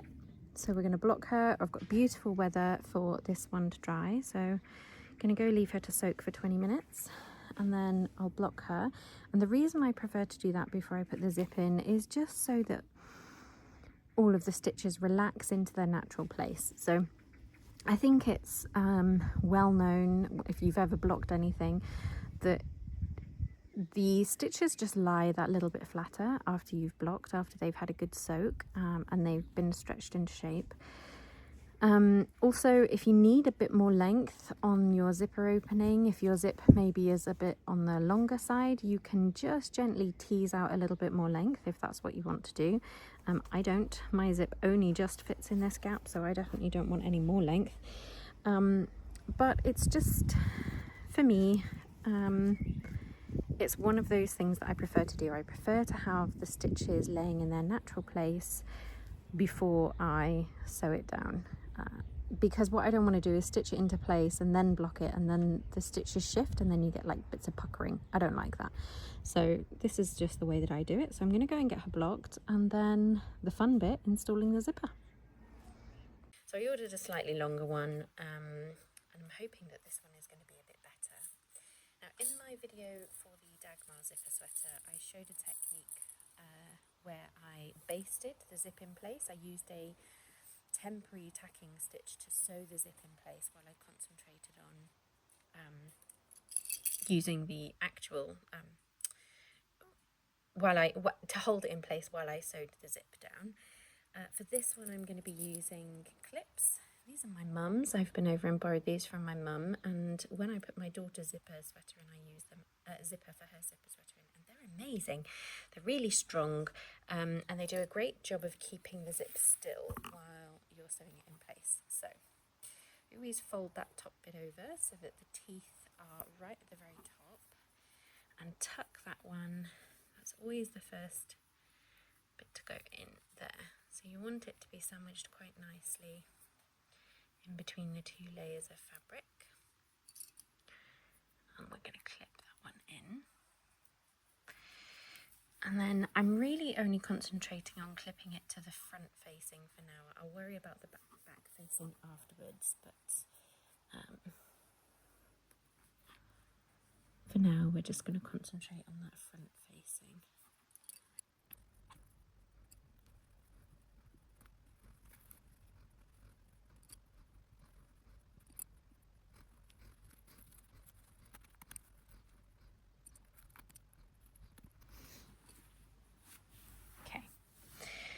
I'm going to work one side at a time, so I'm going to stop there and get this one sewn in place.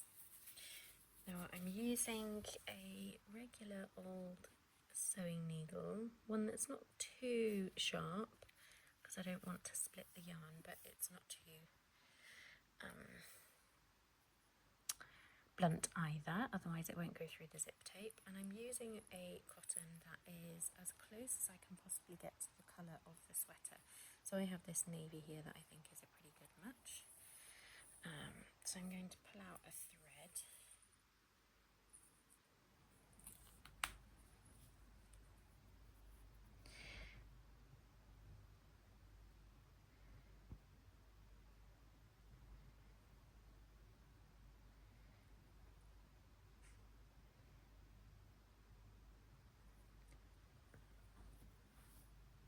And thread my needle.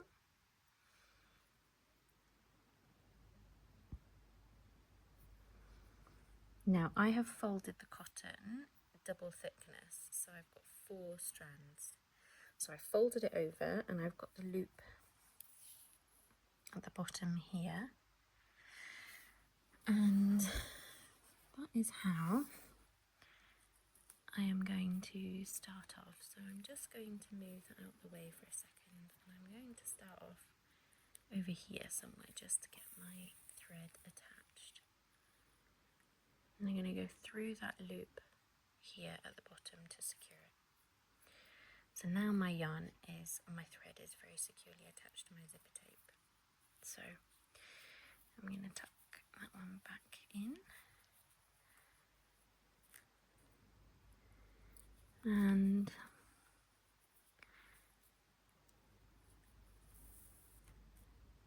I'm going to make my first stitch in there. Okay, that might need a bit of attention, so I will sort that out in a minute, because you want the top of that zipper tape to be concealed, tucked right out the way.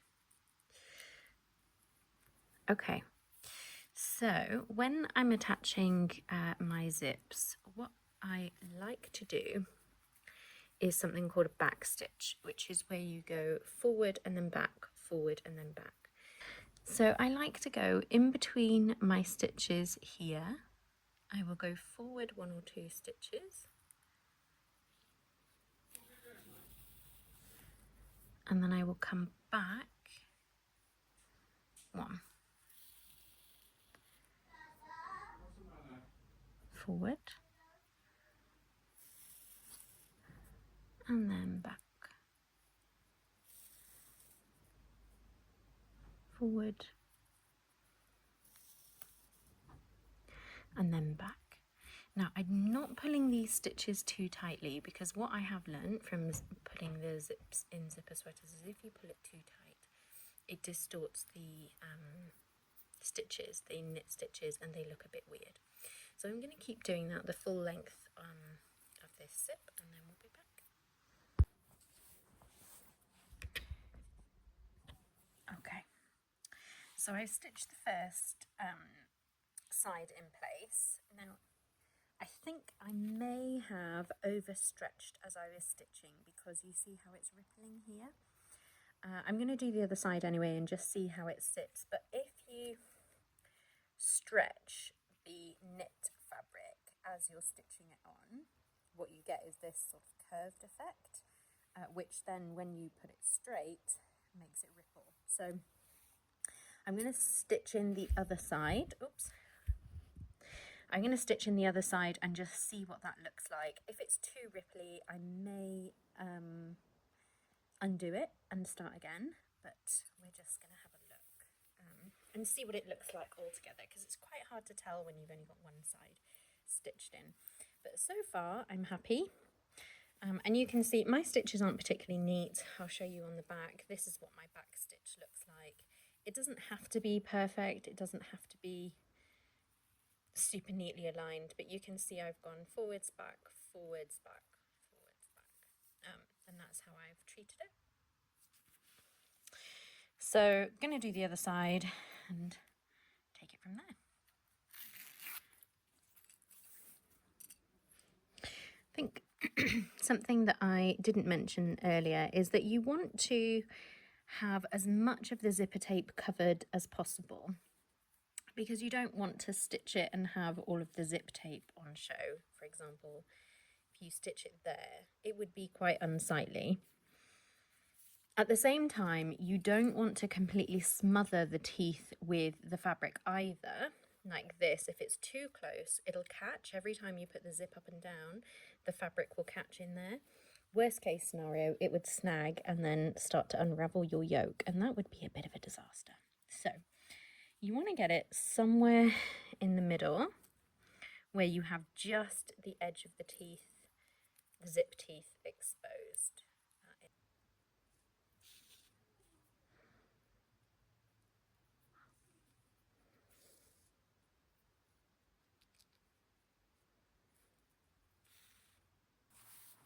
Okay, so now I have done the other side. I actually think that that is going to be okay. Once I've steamed it and just settled everything into place, I don't think that that's going to ripple. I think it's going to be just fine. Always worth just testing your zip before you move on to any next stages to make sure that you haven't caught any stitches or any thread, inadvertently caught them in the teeth, because if you have, then the zip won't work. So just give that a little go, make sure that that works, and I'm really happy with that. So now we can move on to just tacking down the facing on the inside and neatening everything up, and then it'll be done. So I'm just going to turn it inside out and then we'll be back. Okay, so this is now the wrong side of the work, and as you can see, we've got our stitched zipper in there, which for some reason is leaning off to the side here. I think I might just need to sort that out. And all we need to do now is to tack the zipper facing just over the edge of the teeth, and I'm going to use a similar method to before, except this time I'm going to be using something called a running stitch, which is just up, down, up, down, up, down. I'm So for this part, we're not worried about security and about the zip not moving because we've already done that at the front. This is just about neatness. So I will be coming up and down, up and down, up and down. Just taking a little tiny prick of the, sometimes it's called a prick stitch. You just take a little prick of the fabric and go all the way down, and then hopefully then it'll all be nice and neatly packaged inside and ready for a quick steam and then ready to gift.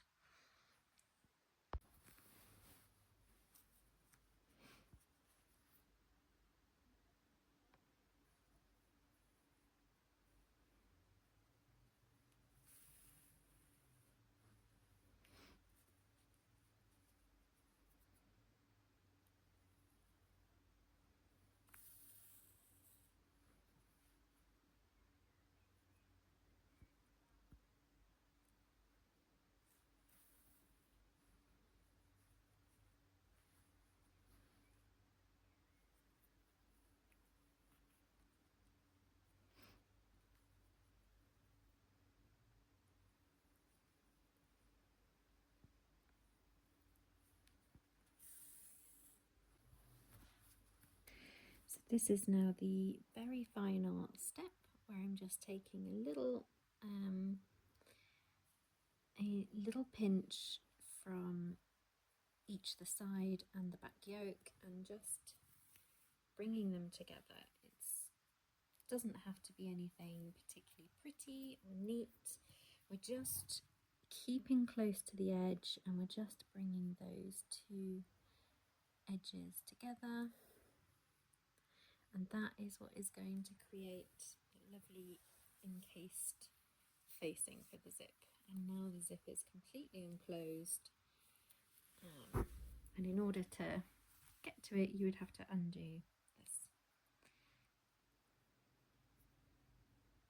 Okay, so there we are. There's everything tacked down on the wrong side of the work. It needs a little bit of a press for sure, just to smooth it all down, but there's no gaps anywhere around the zip facing, so it's all completely enclosed, which will be nice next to the skin, not to have to feel the zipper tape.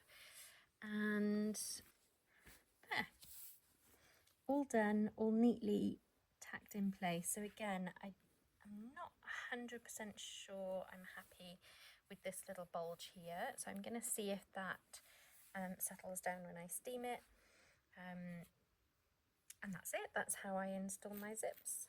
So again, just checking that they definitely go up and down.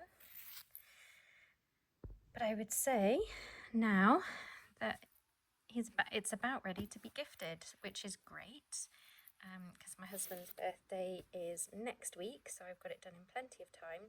So I'm going to give this a little steam and then it will be ready to gift.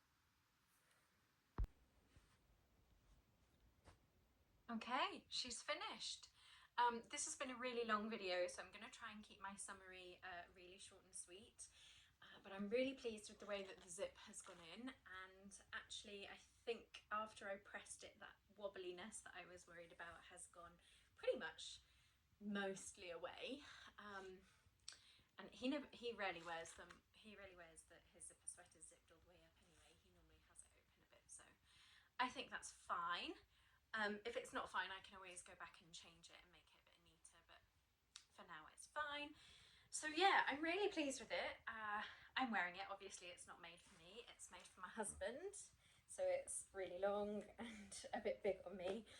But I'm really pleased with it. I'm really loving the yarn. I managed to get it done in time for his birthday, in plenty of time actually. His birthday is not until next weekend, and it's finished. So if you have enjoyed this video, please do give us a like and consider subscribing. It really does help more than you know. And if you enjoy videos like this, then please do let me know in the comments below. So good luck if you are knitting your own zipper sweater, and I look forward to seeing you in my next video. Bye!